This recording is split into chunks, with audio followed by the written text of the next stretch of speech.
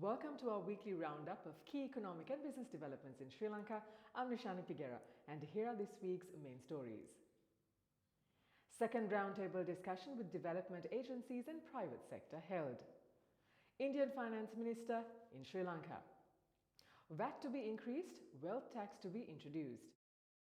In our top story this week, in a significant development for Sri Lanka's economic recovery, the second high-level roundtable discussion on crisis to recovery with international financial institutions, including the World Bank, Asian Development Bank, International Monetary Fund, and Asian Infrastructure Investment Bank, took place in Colombo.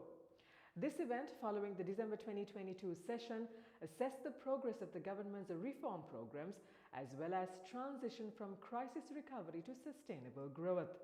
At the discussions, the institutions stressed the importance of coordinated assistance. The session provided a platform for discussions between the government, development partners, and the private sector.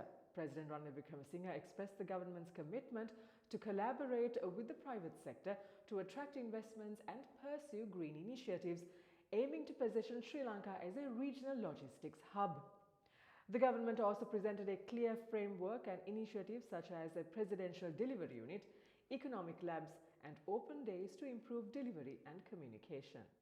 Indian Finance Minister Nirmala Sitharaman was in the country this week.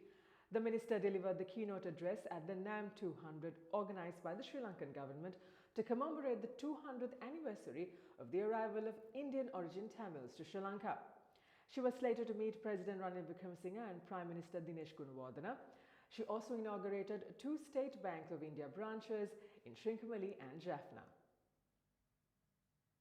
On Tuesday, the Cabinet approved an increase to value-added tax to 18% from the current 15% with effect from 1st January 2024.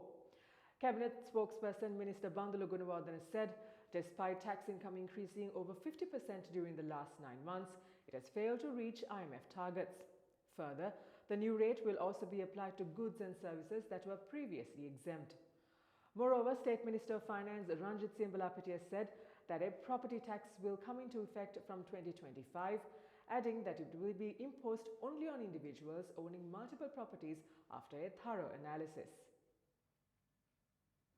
Sri Lanka plans to sign an agreement with China's Sinopec group to build a refinery in the island's southern Hambantota district, according to Energy Minister Kanchana Wijesekara.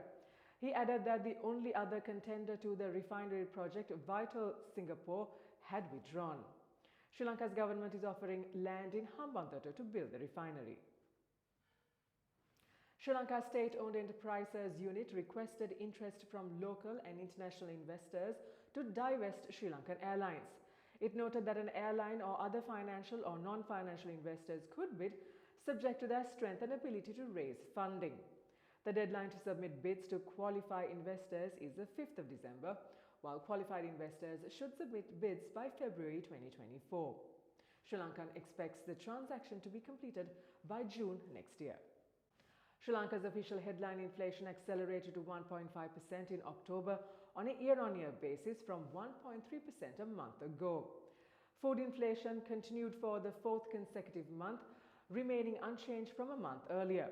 According to the central bank, inflation is expected to stabilize around the targeted level of 5% over the medium term, supported by appropriate policy measures and well-anchored inflation expectations. In our weekly tourism update, tourist arrivals in the first 25 days of October reached 87,926, pushing the yearly total past 1.1 million. Average daily arrivals fell further to 3,517. The primary source market in the month was India, followed by Russia and the United Kingdom. Indian arrivals continue to increase, accounting for 26% of the month's total arrivals. Here's a look at the weekly movement of the All Share Price Index and the S&P SL 20 Index at the Colombo Stock Exchange.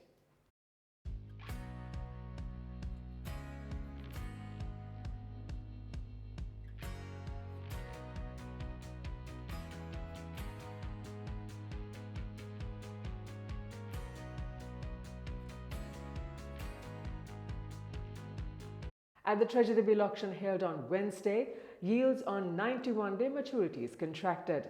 Bids amounting to 279 billion were received, of which 139 billion rupees were accepted.